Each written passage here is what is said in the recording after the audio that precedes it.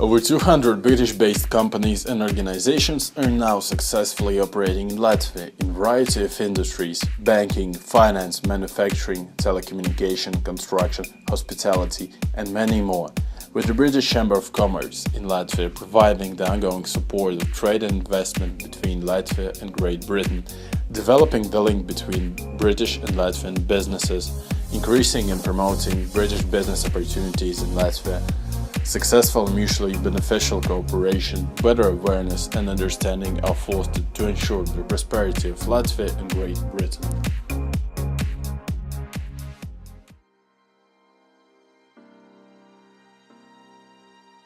Our first question will be you represent the British Chamber of Commerce in Latvia, and what does the Chamber seek to do and how does it do it? The British Chamber of Commerce in Latvia is set up to do a number of things which include, and therefore the list will not be exhaustive, facilitate trade between the United Kingdom and Latvia, and between Latvia and the United Kingdom. And to that extent we work with UKTI, which is part of the UK government, for the British Latvian involvement and investment. And then we also work with LIA, the Latvian Investment Agency. And if we have Latvians who want to go to the UK, then we can help them a bit by introducing them to people in England. We try and set up business meetings for them, and we have dinners. And we also try and have fun, so we have parties as well. Has the Chamber changed much recently and say in the last 5 years? And if it's so, what caused the change? And if it's not, why not? And why should something changed? Well, for 5 years I can't speak because I've been involved with the Chamber since 2011 only. And I would say that yes, it has changed, because in the previous 3 years there was the crisis, of course, and we lost a lot of members as a result of the crisis. And so one of the things that we have had to do is to rebuild our membership. And when you rebuild it with people whom you hope will be active members. And I'm happy to say that the vast majority of our members are active and come to our events and support us. We have things called business after hours, when our members, going back to our members again, say please come to our premises after work. They provide us with some refreshments and they tell us about their business and what they do, and of course it's part of a sales pitch by them, and those are interesting. And I think the way we've changed is that we've focused on business as hard as we want to, but we've tried to create the balance between business and having a good time as well. As you said, and as we know, you're the chairman since 2011. Do you have any special memories? Yes. One in London, when we had a business delegation, we went there and we were invited to a reception in the House of Commons, or one of the branches of the House of Commons, by the chairman of the Latvian All-Party group in the British Parliament. And when I was leaving, they had revolving doors, you understand? And the revolving door, as I went through it, got stuck. And they couldn't get me out for 45 minutes. So that's a good memory. My job inspires me, doesn't it? I think my job just gives me great pleasure.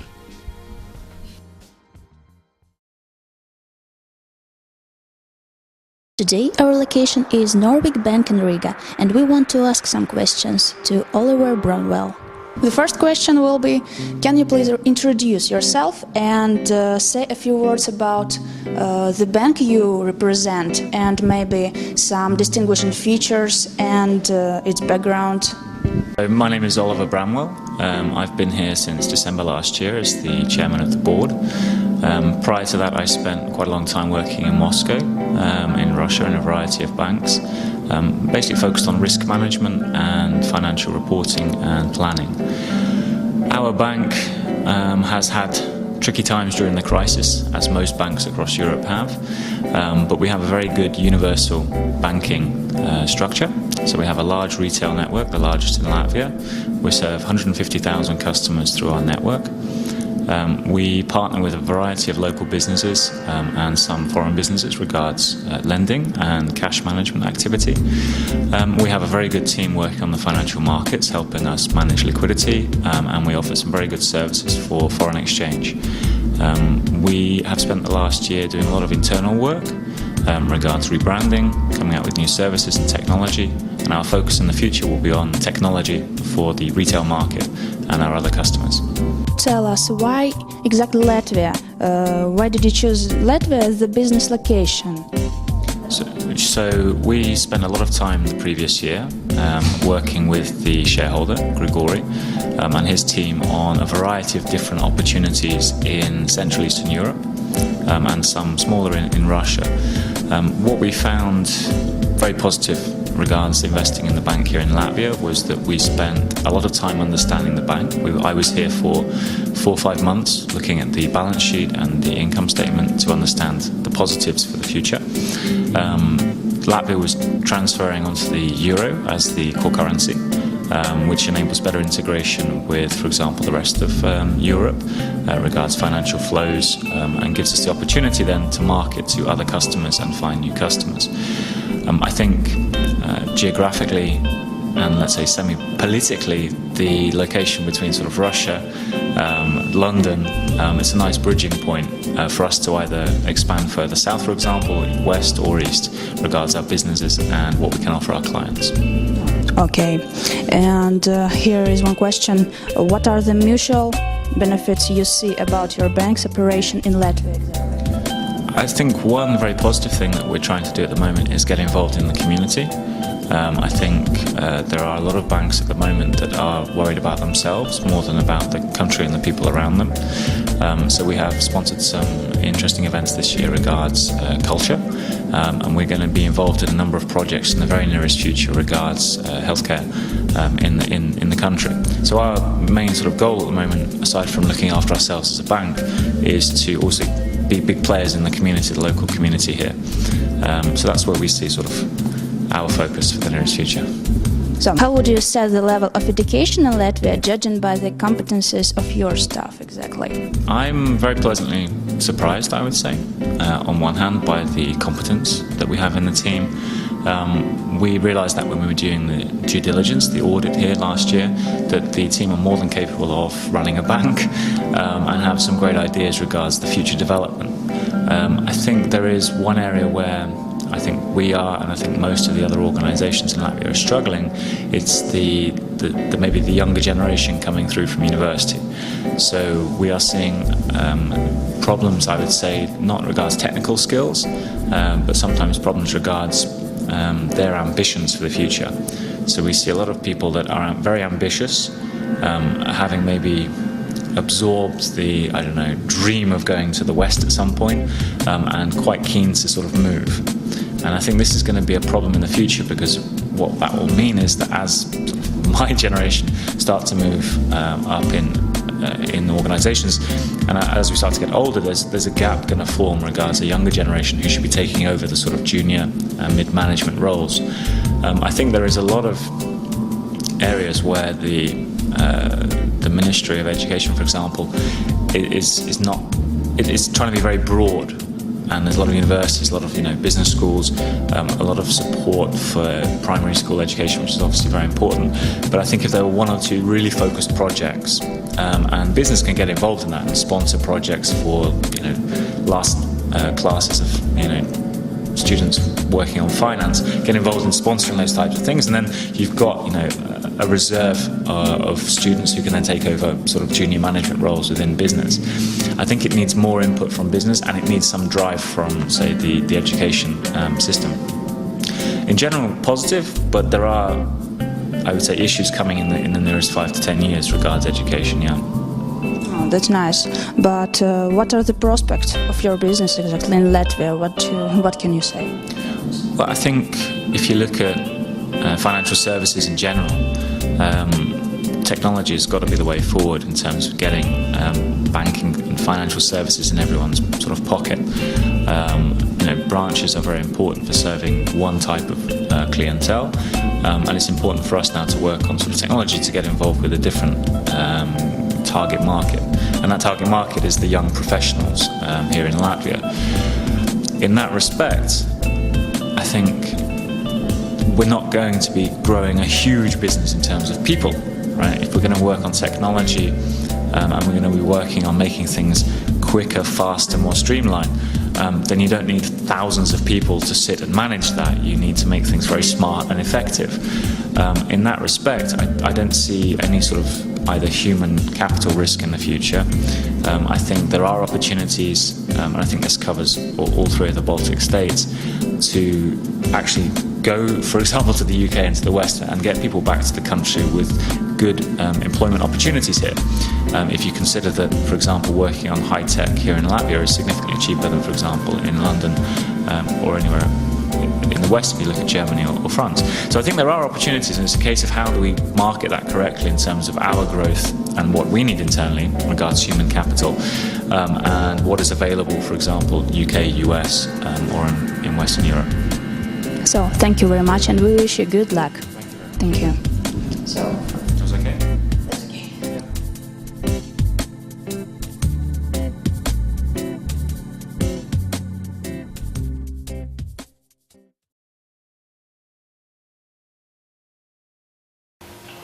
Okay, first of all, thank you very much for you that you agreed to give us your answers. And first of all, maybe you could introduce yourself, your business, maybe some distinguishing features about your business here. Yeah, we're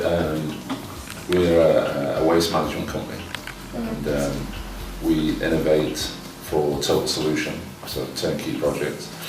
That we developed some new patents, new innovations, which is from collection, made mostly underground, semi-underground systems, through to energy. So we developed a process to convert municipal waste, that's kitchen waste, to liquid fuel or electricity or both. So you see this sort of thing where the waste containers, compactors, are fully underground. Yeah. So you have like a whole street of shops, and there'll be just one bin on the street, so no rubbish on. Yeah. And again, you see, this is a system. For instance, now in Lithuania, we have about 95% of the Lithuanian market. Lithuania is going fully over to this system. We have a few projects in Latvia, in Vitama, some pilot projects with EcoBaltia. They're trying to do this. So basically, it's going down. Yeah, underground, and we sort of compact. You see, these are the sort of systems, and there's a lot of electronics and telemetry on board. So, for instance, this one, it tells the operator when the bin's full, so the truck isn't driving empty bags and burning fuel needlessly, so it's more green. So it's and also it goes anaerobic, so it takes the air, pressures the air out of it, so there's no smell, no rats, no vermin, everything's sealed. And most of the waste is underground. This is the minis. These are the minis. These go in parks. So this piece is under the ground. This is above the ground. So it's just like a mini. And of course we do lots of different colours, or we can put wood around them, and different things like that. We also do, you see, the car park. Yeah. So for instance, you can have a car with solar cells on top, so everything's self-powered, no external power source. And you can have, for instance, outside an office block in the city, you can have your waste compactors underneath, car park on top. Yeah. So the compactor comes out of the ground by hydraulics, take it away. Really useful, I would say. We've actually, in Centris in Riga, we have 2 compactors under the store. So 2 of our compactors are underground, never see them, no smell, and it's the whole shopping mall. It just uses these 2 compactors, and that's why you never see waste around the Centris shopping mall. So it's very good. It's a good process. People work for us in several countries. So we have main office is in Riga, where the factory is. We have an office in Moscow and in London. Okay, but basically, why did you choose Latvia exactly for your business foundation? Several reasons. Logistics is good for Europe, and also cost of manufacturing is reasonable here. Good skill levels. perhaps not quite so low manufacturing costs as China, but then cultural differences are less, so easier to work. So it ticked several boxes that worked, you know, and the general sort of overview is that it was a good decision to place ourselves in Riga. And not least is as I say, the skill levels are good in this particular field, which is mostly metal fabrication. So but which are the mutual benefits that you see about your operations here in Latvia? mutual, as in mutual to who? Us and Latvia. To you, by the your company. Well, mutually, obviously we create employment, so it's good for local employment. It's good for taxation for government. In terms of benefits to us, the ones I've stated already, things like skill levels, cost of manufacturing, logistics, those are the three main areas that give us a benefit, as opposed to, say, Western Europe. There are negatives as well, but you know, you can overcome those if you're aware of them. And the last question is, what do you want in future for your company? Which plans do you have? What do you want to achieve, maybe? Well, we're a sort of composite company. We have management from Russia, England, from Finland. We have engineers from Finland, from Latvia. So we're quite a mixed team, and there was a reason for that, because we really looking to be a global player. We have projects in several continents already, like India, Asia, also in Russia, of course. In America, we've just started, in Canada. So, you know, our long-term strategy is to be a global company. Yeah, worldwide, everywhere. Maybe with some core know-how coming out of our factory here, or our UK engineering office. But ultimately, we've got Napoleonic plans. Quotations here. We get quite a lot of international sort of politicians who, because a lot of the projects we do are working with local governments, so there's a big interest from the municipalities and federal governments. This basically shows you the core technology of our company. So we have this project is in Russia. We have a 6-hectare site. This deals with 250,000 tons of waste. So about all the waste from Riga, say for instance. So only on a very small site we can deal with 100% of waste from Riga, and there's nothing left, no landfill. So no waste dumps, nothing. And we basically bring the waste in, goes through some conventional sorting. Orange is waste, green is biomass. So we convert it to biomass through traditional sorting and processing systems. This is also a patented area that we developed over 6 years here. Then we produce biomass. Then we produce from biomass sugars using enzymatic hydrolysis, which is a chemical process. Then into fermentation, produce ethanol. And ethanol is what you mix petrol with. Yeah. Petroleum. Yeah, so it's clean fuel. And the whole plant is self-sufficient. Yeah, so that gives you an idea of what one of our projects look like. And of course, all the collection stuff that you saw downstairs gives the waste the stability to deliver into this factory. So all these things that we produce in the factory and deliver for collection, this puts the waste in a state that we can process, rather than traditional systems which were sort of hit and miss and no real consistency or stability with the waste. So as I say, the main mission of this company was to take it from the kitchen, when you throw in your kitchen plastic bag, all the way to liquid fuel. So we developed the whole process.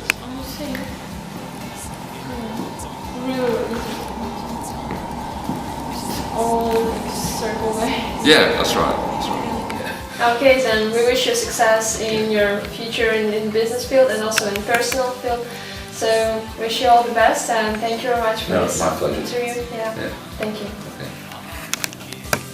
Good.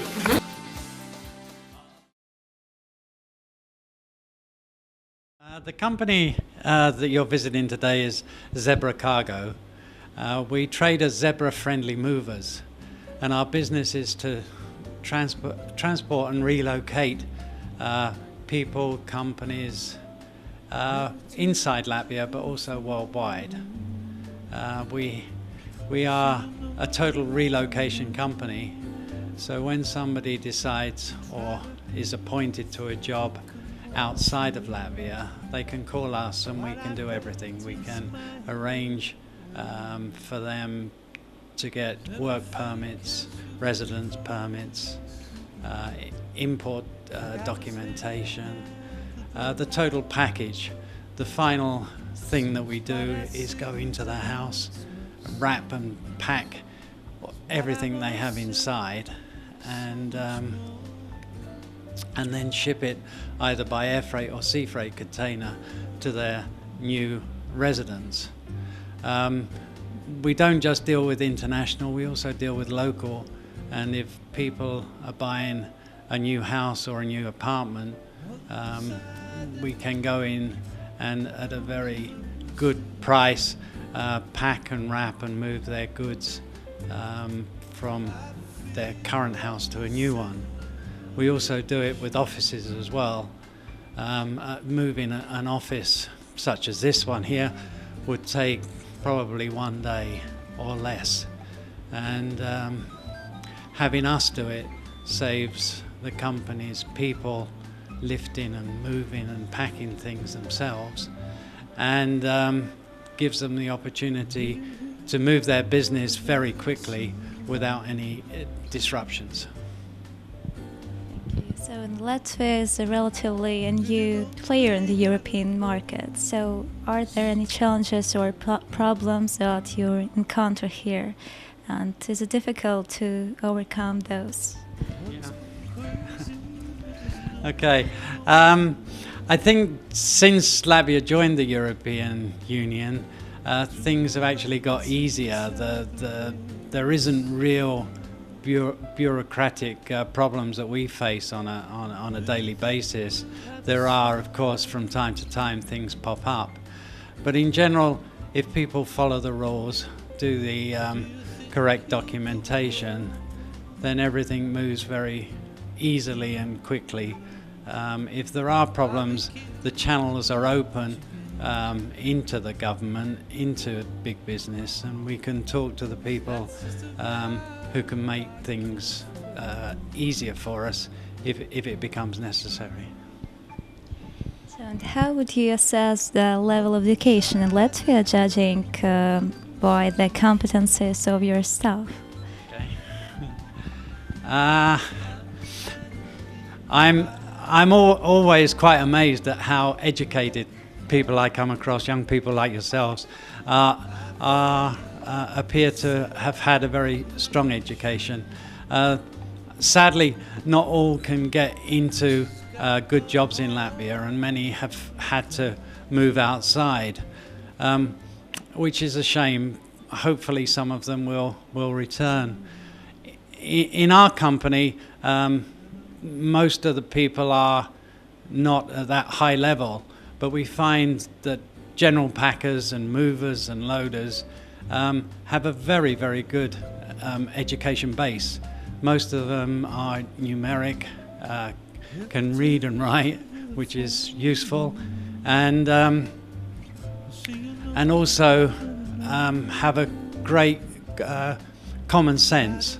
When we ask them to do something, they generally think about it, plan it, and then get on with the job, and we're very, very lucky with the people that we have employed. Tony, we have the last question over here. So what are the prospects of your business in Latvia? The relocation business is changing dramatically. It used to be just going in, moving people's stuff from house to house, but it's now relocation worldwide is a totally different business. You have to be able to do everything, documentation-wise, and also meeting and greeting people, showing them their new location, sorting out housing and schools for their children, medical, just about everything has to be in-house, and everything has to be easily accessible through the internet. We've seen the internet getting easier and easier, and the applications that are available make our business in one way easier, but we have to compete very strongly with some very strong competition. But the future is good. The future is very good. People are always going to move, have the opportunity to get a job outside Latvia or somewhere else in the world. And when they do hit that position, they need their personal effects and their treasures moved, and we're ready to do that. There's nothing going on. We're two more rats inside the race. Do you think we'll have a summer now?